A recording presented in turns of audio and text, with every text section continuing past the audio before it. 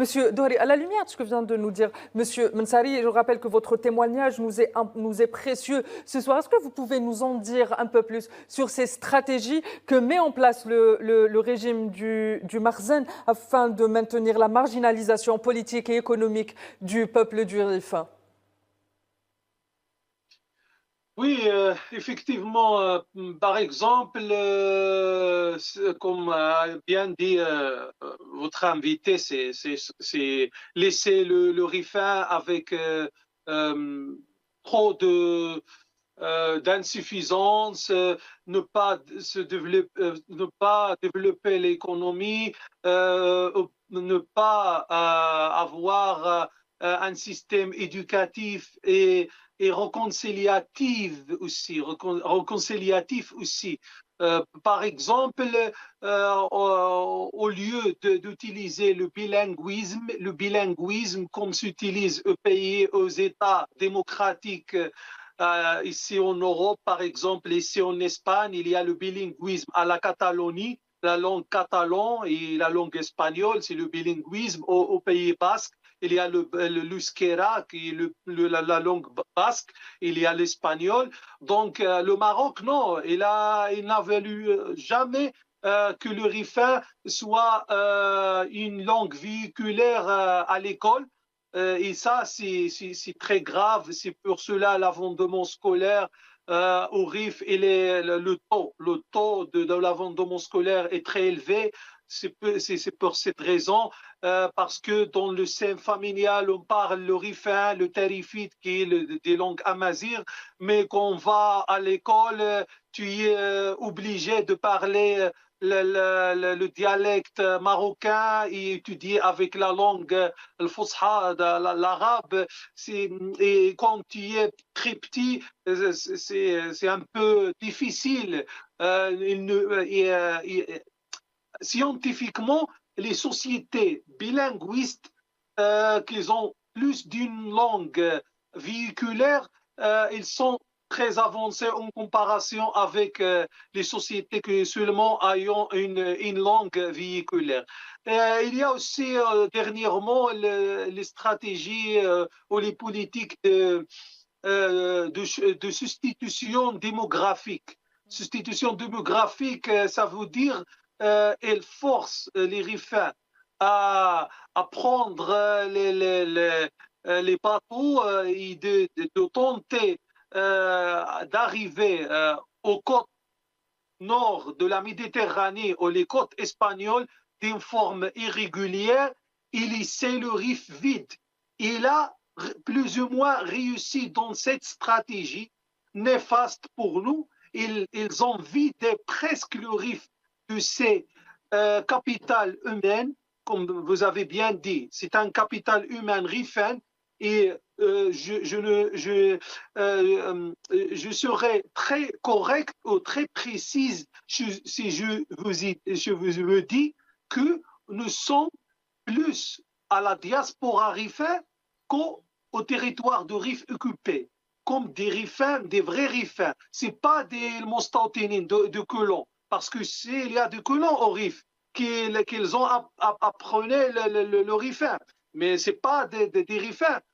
C'est des stratégies que ce régime voit pour le futur, par exemple une hypothétique de autodétermination, par exemple. Et ce type de gens sont ce qu'ils sont à ne mettre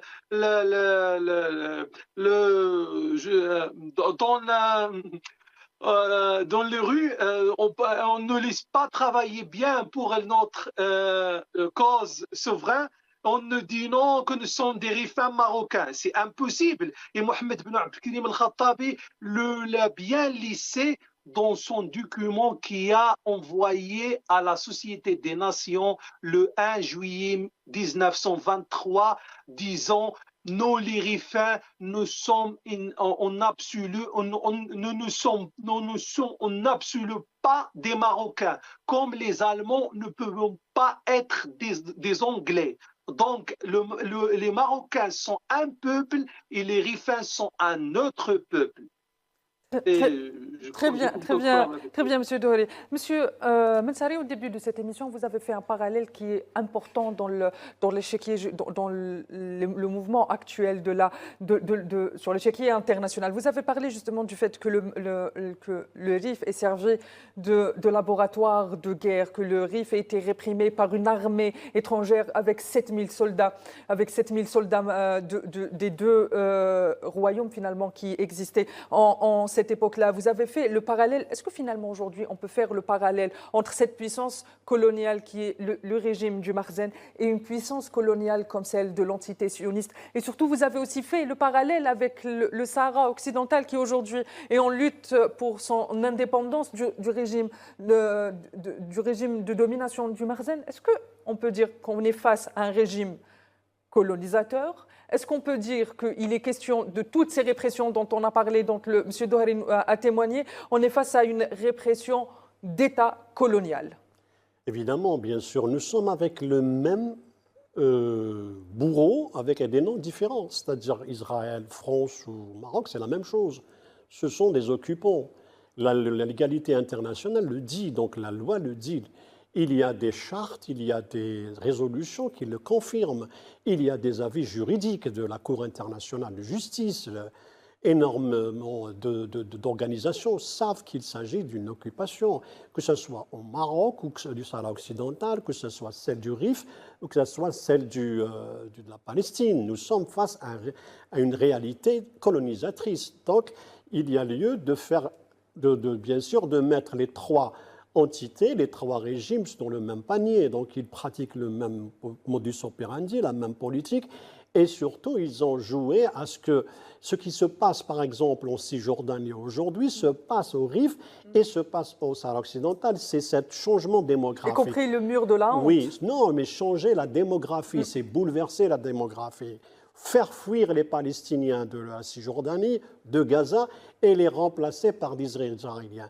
Faire fuir les Rifins de leur territoire et les remplacer par des Marocains. Faire fuir les Sahraouis, les exilés ou les massacrer et ramener des Marocains pour changer la démographie. On peut aller encore plus loin, jusqu'en Nouvelle-Calédonie avec... Oui, bien sûr, la Kanaki et tout. Donc nous sommes dans une réalité donc, de remplacement. Donc ce qui se passe, c'est-à-dire les colonies de peuplement qui existent en Cisjordanie ou existaient au Liban Sud, et ce qui se passe au Sahara occidental, au Rif, c'est la même pratique. Donc, changer la démographie pour faire croire qu'il n'y a pas de peuple rifin, ni sahraoui, ni palestinien. Donc, c'est la même logique.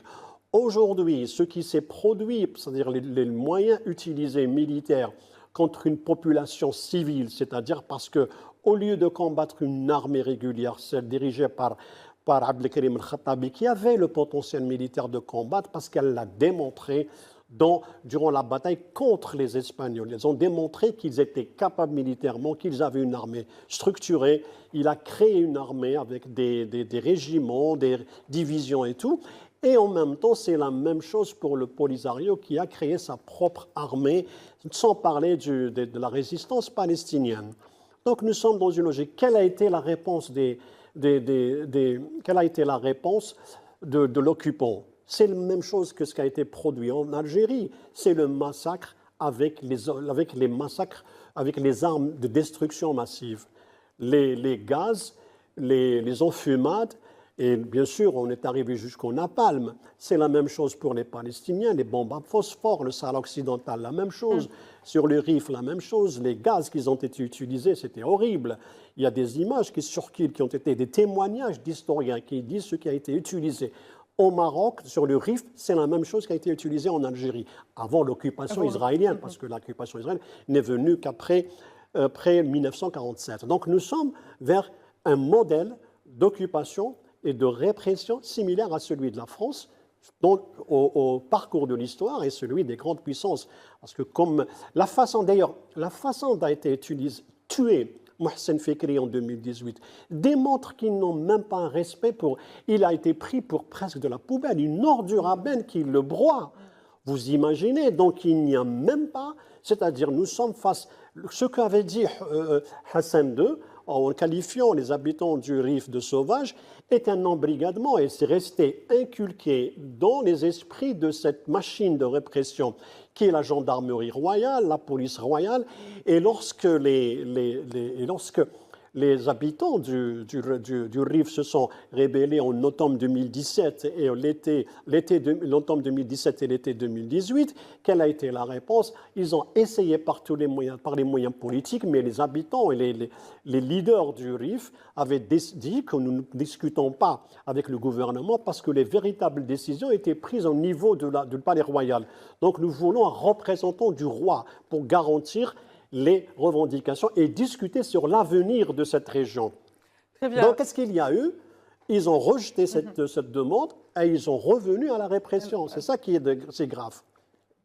Justement, Monsieur Dohary, on arrive presque à la fin du temps imparti à cette émission. Est-ce que vous pouvez nous expliquer brièvement comment est-ce qu'on peut comprendre cette logique de violence d'État et systémique à l'encontre du peuple du Rif? Oui, c'est une violence qui a une racine, comme j'ai dit avant, d'une manque de légitimité. Donc, il faut soumettre ce peuple, oui, ou si. Les choses ne fonctionnent pas ainsi. Et c'est la mauvaise gouvernance aussi, la mauvaise gouvernance. Donc, si ce régime avait traité les Rifains, le peuple rifin d'une manière différente, peut-être que nous ne serons pas en train de lutter pour récupérer notre souveraineté sur notre territoire. Et c'est l'un des objectifs que nous sommes en train de se lancer, de mettre en avant avec le Parti national rifin. L'un des le suprême objectif, c'est celle de récupérer notre indépendance, parce qu'on ne peut pas confier une deuxième fois à ce régime. Pas de confiance, parce qu'on a donné autant, plusieurs chances, plusieurs opportunités à ce régime pour qu'elle ne traite d'une manière différente, ne développe plusieurs choses, et il ne fait rien. C'est tout au contraire. Ce sont des massacres, des assassinats individuels, des assassinats collectifs, combien des manifestations populaires, civiques, seulement des droits fondamentaux. Mais je crois, comme Rifin, nous sommes appelés... Très bien, Monsieur Dohary. On arrive vraiment à la fin du temps imparti. Monsieur Mansaray, un dernier mot peut-être qu'on peut aussi revenir à ce fameux mot de Walter Rodney, il faut décoloniser l'histoire de l'Afrique. Oui, d'ailleurs l'Algérie, dans sa position de défense des peuples à l'autodétermination, nous sommes en train de soutenir une république qui existait, un peuple qui est occupé, c'est-à-dire celui du Rif. Donc nous ne sommes pas en train de faire de l'ingérence dans les affaires marocaines, nous sommes en train de défendre une république qui existait avant même le royaume du Maroc. Donc, voyez-vous, c'est une question similaire à celle de la Palestine. Nous avons soutenu des causes de libération, même lorsqu'il s'agissait d'États amis, comme c'est la question du Timor-Leste avec l'Indonésie. Très bien, merci Monsieur Mansaray. Je rappelle, merci de m'avoir accompagné. Ce fut un plaisir et un honneur de vous avoir ce soir. Je rappelle que vous êtes journaliste, mais surtout directeur de publication du journal Le Jeune Indépendant, mais surtout vous êtes un fin observateur des questions internationales. J'ai également le plaisir d'avoir été accompagné ce soir de Monsieur Mohamed Dohary. Vous êtes représentant du Parti national rifin en Espagne. Vous m'avez rejoint depuis Barcelone. Merci Monsieur Dohary, ce fut un plaisir et un honneur de vous avoir avec moi ce soir. Quant à vous, très chers téléspectateurs, on vous le dira jamais assez, quand il est question de l'Afrique, il faut décoloniser l'histoire. Et je vous donne rendez-vous bien évidemment la semaine prochaine pour une nouvelle question africaine. Et d'ici là, n'oubliez pas, prenez soin de vous.